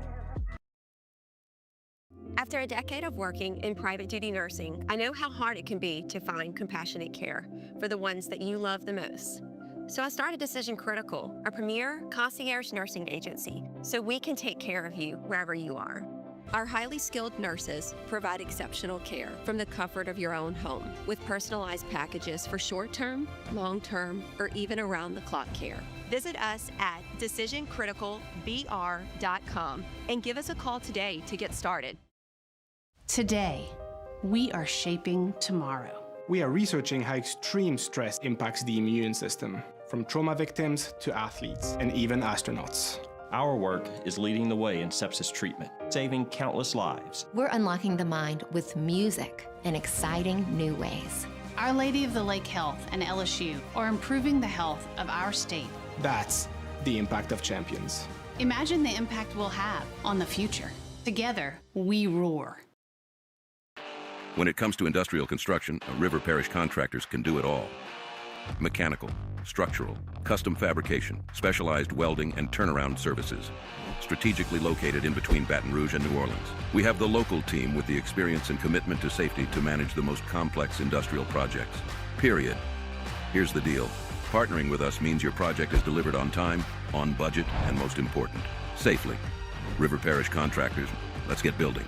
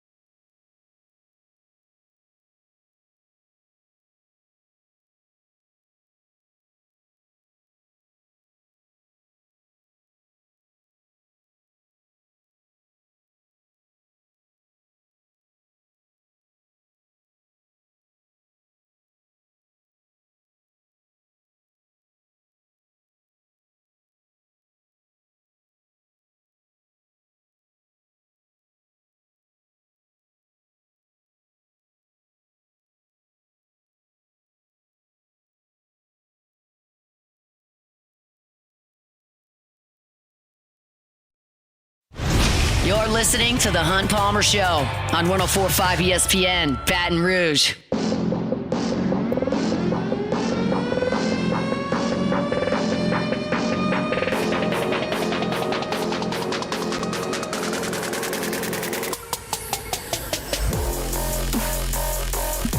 Monday edition of the Hunt Palmer Show. Appreciate Jeff Palermo for jumping aboard there at the top of hour number 2. A lot of baseball talk at the first 30 minutes of the show today, and there's been a lot of baseball talk just in general, and we're going to get back into it here.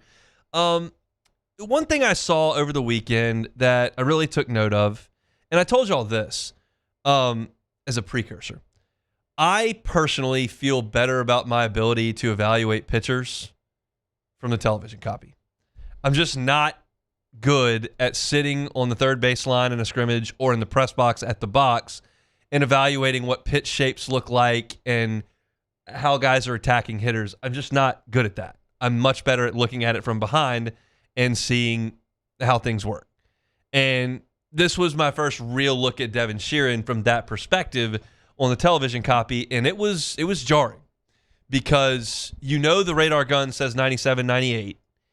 And then he started throwing that slider, and he was buckling Notre Dame hitters. UCF hitters. But no, that was Notre Dame. It was Saturday. It was Notre Dame hitters. Rizzi pitched against UCF. But Sheeran on Saturday looked awesome. He got 4 strikeouts in the inning and 2/3 that he pitched. And as I look at him, it's just very easy to make the Chase Shores comparison. They're both really tall. Shores is obviously taller, but both really big and physical. Sheeran's 245 pounds. They both have starting backgrounds. Shores started at LSU in 2 different stints as a freshman and as a redshirt sophomore. And both have transitioned to the bullpen. Both have high 90s fastballs. Both have sharp sliders. And I think you could see Devin Sheeran fitting into the role that Chase Shores filled late last year. That is 5 outs, 3 outs, but end of game, high leverage, just come in and let it rip. Chase Shores didn't really work out as a starter. He didn't miss a lot of bats as an SEC starter, just kind of average results. And finally, they just took him out of that role last year. Let Kason Evans have a shot. And then you saw him, and I remember this too. I was at the beach in April of last year on Easter week, and LSU was playing Alabama at home. And they brought Shores in, and he gave up a homer to left field.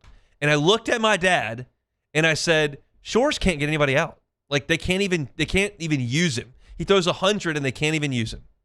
Like, that's what I thought of Shores midway through last year. And they kept running him out there, and eventually something clicked. And the way he threw the ball in the regional, certainly in the Super against West Virginia, and then he was dominant in Omaha, changed the season. And I'm not going to tell you that Devin Sheeran's going to be exactly like that, but the profile's there. Everything's there. Frame, velocity, pedigree. Like, there are a lot of guys that throw this hard where you can't get, there's no way you're going to get 6, 7, 8 outs from them. But guys that have started before can, and Shores did that, and Sheeran started at Mount St. Mary's. So, to me, he is going to be a high leverage reliever on this team for sure. The other side of this coin is a guy who I think is going to be a high leverage reliever on this team, and really already is, but doesn't have those attributes. That's Gavin Guidry. And you went to him in Friday's game, and he did give up a single and a run, but you saw the breaking ball, you saw the strikes, and now at this point, Guidry, 2 weeks into the season, has 11 strikeouts and 0 walks. And that's what I need out of the bullpen. Missing bats, no free bases. Sheeran broke the second part of that when he came in. He walked the first 2 guys he saw, but then he came back and found the strike zone, and he was just lights out. And this goes back to last year with Cowan and Evans, and then 2 years ago with Herring, where you kind of know that's how Jay Johnson wants to engineer this thing. And I think Guidry and Sheeran are first up. Both guys, I think, are very capable of taking the ball to start the 8th inning and finishing the game. And then they're probably not available the next day, so the other guys got to do it. And this is what they did with Cowan and Evans last year, early in the year before Shores took over. So that, to me, those are the top 2 arms in the bullpen. They really like Ethan Plog. They really like Grant Fontenot, who hasn't thrown it very well in the first 2 weeks. They love the talent of Marcos Paz. They trust Maverick Rizzi to go out there and get outs. They used 9 bullpen guys over the weekend. Nobody pitched twice. Now, they weren't in a bunch of high leverage spots after Friday, but a weekend rarely features 3 games with super high leverage spots. It happens, just not all the time. Usually, in an SEC weekend, there's a 7-2. There's a 13-4. Usually there's one of those. But in the high leverage spots, up 2, up 1, tied, down 1, I think Guidry and Sheeran have shown me they're ready for those spots. Now it's just a matter of filling out the rest of the roles, and I think they'd be just fine getting Rizzi out there. He looks very, very good as well. But this goes back to the point that I made with the starters. If you've been with us for 2 hours, I appreciate it, but you're going to get a little bit of a recycle here. Most of the time, the audience shuffles over the course of 90 minutes. This is the formula that would allow for your starting pitchers to kind of hit that wall at 5 innings and let go of the leash. And if you need the bullpen to come in and do like they did this weekend and eat 9 1/3, which if you don't run roll anybody is going to have to be 11 1/3, they've got enough dudes to get that done. But the highest leverage is what you've really got to figure out. And based on what I've watched for 2 weeks, Sheeran and Guidry are those two guys. They make hitters uncomfortable. They can miss bats. They can get strikeouts. I'm hopeful they're going to throw the ball over the plate. Guidry certainly does. Those are the attributes you need in your reliever. Unflappable, miss bats, ground balls, throw strikes. That's what you need. You don't need 4 pitches. You don't have to throw 98. Unflappable, miss bats, throw strikes. That's what you need. And I think from Sheeran and Guidry, that's what you're going to get. They want to get Fontenot up to that level, and I think that the effort's going to be made to do that. He throws 99 miles an hour, so let's try. Rizzy's there. And then those lefties, they got to sort it out. Plog's got to throw some more strikes, but he was really good on Saturday. And you heard Jeff Palermo in our segment to start this hour. He said, if Plog can do that, and then he mentioned Sheeran as well, if those two guys can do that, it elevates where we are as a team. And so right now, like confidence level, 1 through 10. 1, I think they're awful. 10, the best I've ever seen. You're looking at an offense that's like 8 or 9. You're looking at a bullpen that's like 7 or 8. You're looking at a starting rotation that's like 7. That's a pretty good place to be in. My defense is closer to a 4. But they got time to work on that, and we'll see. But the biggest development to me on the bullpen side of things, Guidry and Sheeran, I think, are going to be very, very good. Last thing on baseball, we'll take a timeout and close things up. Kade Arambidi got on base 6 times in a game, and then he also hit 2 home runs.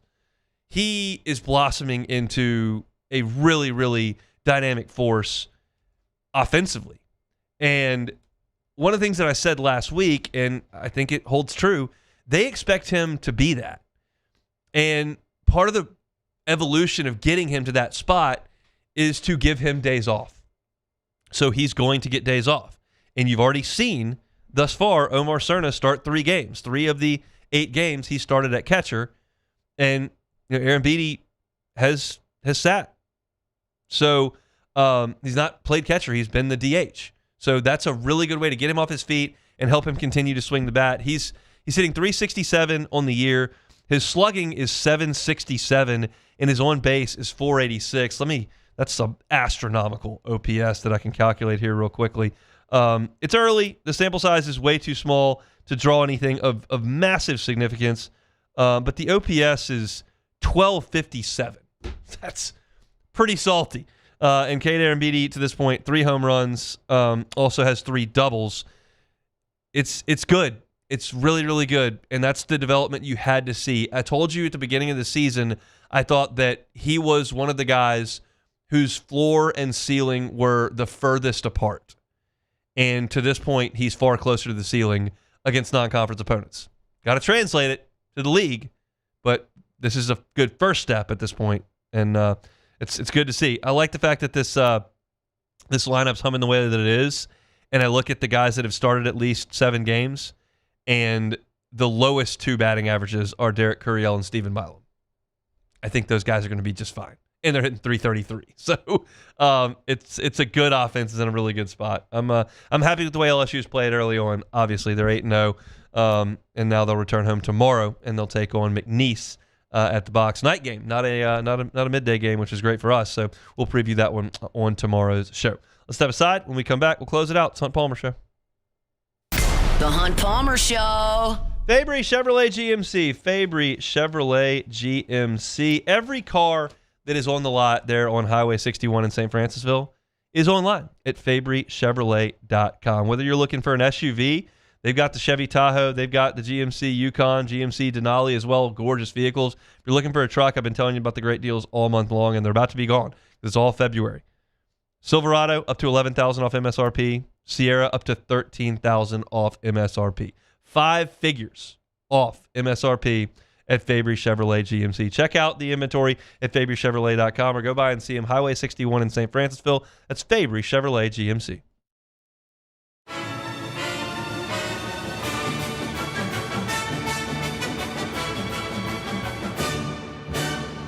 The Cane's Box Combo, a symphony of flavors. Raising Cane's Chicken Fingers, one love. At Ochsner, we know healing is a team sport. That's why we've partnered with world-renowned orthopedic surgeon Dr. James Andrews to create the Ochsner Andrews Orthopedics and Sports Medicine Institute. Whether you're a professional athlete or a weekend warrior, our team of specialists are dedicated to getting you back in the game. So whatever your reasons are for reaching your personal best, we've only got one. You. Ochsner Andrews Institute. Long live you. I'm Lawyer Locke Meredith. We are honored and humbled to receive from our clients in Google, based on 5-star client reviews, the designation of our law firm is highly recommended. Whether you hire us at all, please give us a call, 272-5555. You have nothing to lose. Hi, I'm Mitchell Meredith. Injuries happen when you least expect them to, making your life more complicated. At Locke Meredith Sean Fagan and Associates, we know this and we strive to help each of our clients during these times. Whether you hire us at all, give us a call at 272-5555. My father, J.B. Falgu, had a vision of growth for First American Bank and the communities we serve. The bank's foundation was built on his legacy of compassion, loyalty, and dedication. Through his years of leadership, First American has prospered to heights even J.B. could not have imagined. I know my father would be extremely proud of the customer service and financial stability that First American provides to Southeast Louisiana. We continue to thrive because of the legacy of J.B. Falgu. I'm Gabrielle McLeod on behalf of the Louisiana Propane Dealers. I have spent hundreds of hours preparing for scholarship competitions. That preparation paid off when I won the Fitness and Talent Awards along with the title of Miss Louisiana. The Louisiana Propane Dealers are also pretty talented and want you to be prepared for when the power goes out. Visit LouisianaPropane.com to find out about propane generators and other safety tips. Louisiana Propane, it truly is the fuel for our future. After a decade of working in private duty nursing, I know how hard it can be to find compassionate care for the ones that you love the most. So I started Decision Critical, a premier concierge nursing agency, so we can take care of you wherever you are. Our highly skilled nurses provide exceptional care from the comfort of your own home with personalized packages for short-term, long-term, or even around-the-clock care. Visit us at decisioncriticalbr.com and give us a call today to get started. Gulf Coast Bank and Trust is giving our customers the power to bank anywhere, anytime during this challenging event. And we're right there with you, our mobile banking. You're listening to The Hunt Palmer Show on 104.5 ESPN, Baton Rouge.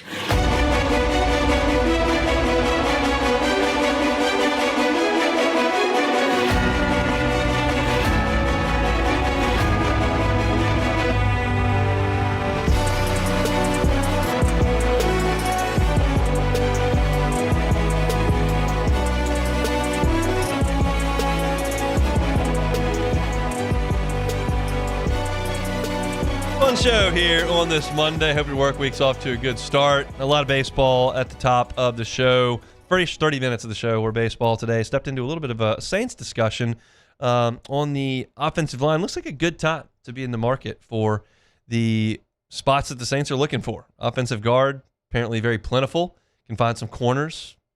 Running backs available as well. Edge rushers are out there too, and the Saints are probably need to be in the market for just about all of that at this point.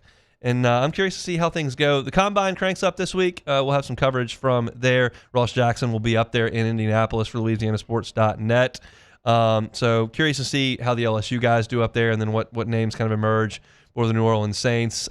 For the football guys, they're all in on the Combine. I don't know that all in is what I would suggest. I would never watch a rep of the Combine ever. Give me the results. I'll take a look at that.